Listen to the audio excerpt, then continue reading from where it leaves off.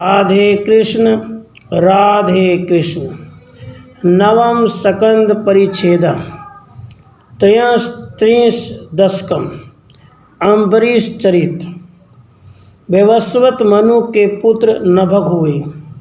नभग के पुत्र महाराज नाभाग हुए और नाभाग के पुत्र अम्बरीश हुए, जो 7 समुद्रों से घिरी हुई पृथ्वी के स्वामी अर्थात सार्वभौम सम्राट होकर भी सदैव आप में तथा आपके भक्तों में सदा ही मन लगाए रहते थे।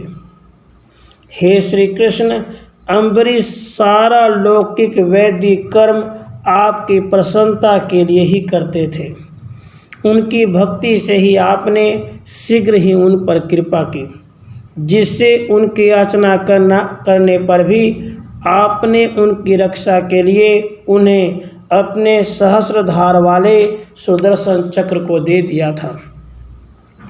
महाराज अम्बरीश ने आपकी अर्चना करने के लिए 1 वर्ष तक 12 व्रत करने का संकल्प किया। फिर तो वे यमुना के तट पर स्थित मधुवन में जाकर अपनी भक्तिमती पत्नी के साथ आपकी महती पूजा में लग गए। उस समय उन्होंने ब्राह्मणों को 60 करोड़ गौएं दान दी। तत्पश्चात आपकी आराधना की समाप्ति के अवसर पर पारण के दिन मुनिवर दुर्वासा राजा के महल में पधारे। राजा ने उन्हें भोजन के लिए निमंत्रित किया। तब पर पीड़ा में निरत रहने वाले दुर्वासा अपनी नित्य क्रिया संपन्न करने के लिए धीरे से यमुना तट पर गए। इधर पारण का मुहूर्त समाप्त हो रहा था। उसके लिए खेत के कारण आपकी उपासना में तत्पर रहने वाले महाराज अम्बरीश ने जल से ही पारण कर लिया। इसके बाद दुर्वासा मुनि वापस लौटे। उन्होंने दिव्य दृष्टि से ज्ञात कर लिया कि राजा ने पारण कर लिया है। तब तो वे क्रोध से जलभून उठे और राजा को झिड़कते हुए उन्होंने अपनी एक जटा उखाड़ी और उससे कृत्या उत्पन्न की। वह कृत्या हाथ में खंग लिए त्रिलोकी को संतप्त कर रही थी। उसे अपने आगे उपस्थित देखकर राजा अपने स्थान से विचलित नहीं हुए। तब आपके भक्त को संकटग्रस्त देखकर आपके सुदर्शन चक्र ने उस कृत्या को आग में पड़े हुए पतंगे की तरह भस्म करके मुनि का पीछा किया।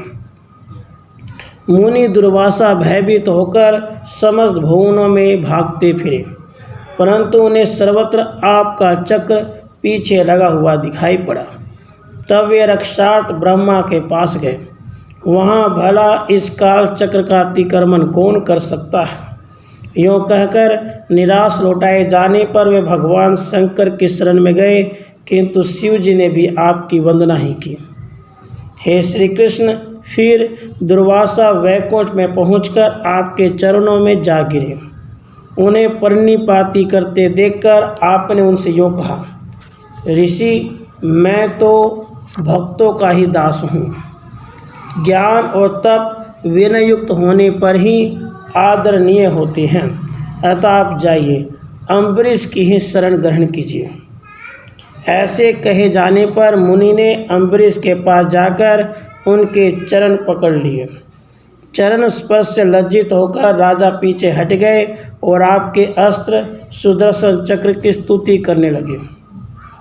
जब चक्र शांत होकर लौट गया तब दुर्वासा मुनि ने अपराध करने पर भी अपने ऊपर जो अम्बरीश की कृपा हुई उसकी तथा उनकी भगवत भक्ति की प्रशंसा करते हुए उन्हें सब प्रकार का आशीर्वाद वर प्रदान किया। राजा अम्बरीश 1 वर्ष तक निराहार रहकर मुनि की प्रतीक्षा करते रहे।